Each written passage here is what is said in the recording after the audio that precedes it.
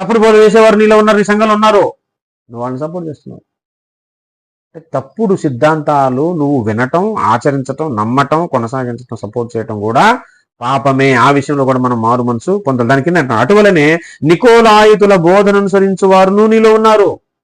నికోలాయితుల బోధ, బిలాము బోధ, తప్పుడు బోధ, తప్పుడు సిద్ధాంతాలు, లేఖనాలు చెప్పని సిద్ధాంతాలు, యేసుప్రభువారు బోధించని సిద్ధాంతాలు, శిష్యులు అపోస్తలు చెప్పని సిద్ధాంతాలు నీ సంఘంలో జరుగుతున్నాయి.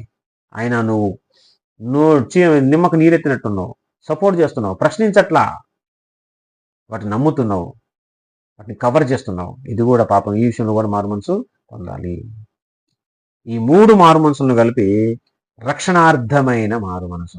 ఏమండి, రక్షణలో నువ్వు కొనసాగాలనంటే రక్షణార్థమైన మారుమనసు నువ్వు పొందాలి. ఇది క్రైస్తవులు పొందవలసిన మారుమనసు, విశ్వాసులు పొందే మారుమనసు.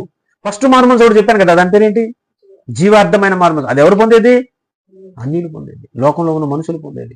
కానీ నువ్వు క్రైస్తవుడుగా మారిన తర్వాత కూడా నీవు పొందే మరొక మారు మనసు ఉన్నది. దాని పేరే రక్షణార్థమైన మారు మనసు. నీ రక్షణను కొనసాగించే మారు మనసు, నిన్ను పరలోకాన్ని నడిపించే మారు మనసు. ఈ మారు మనసు కింద 3 విషయాలు వస్తాయి. ఒకటి అనుదిన మారు మనసు, రెండవది సంఘంలో ఎవరైనా చేస్తే, పాపం చేస్తే దాని విషయంలో మారు మనసు, మూడవది అబద్ధ బోధల విషయంలో మారు మనసు పొందాలి. నువ్వు నమ్ముతున్నది తప్పు అని ఎవడైనా నేను నిరూపించినప్పుడు, లేఖనాధారం చూపించినప్పుడు వెంటనే ఆ విషయంలో అయ్యో నేను ఇంతకాలం తప్పు నమ్మాను, అబద్ధం నమ్మాను అని వెంటనే దాన్ని మానేసుకొని, దాన్ని విడిచిపెట్టి సత్యాన్ని నమ్మి ముందుకెళ్ళటమే అసలు సిసలైన మారు మనసు. బోధ విషయంలో నువ్వు మారు మనసు పొందాలి, వ్యక్తిగత మారు మనసు ఉండాలి.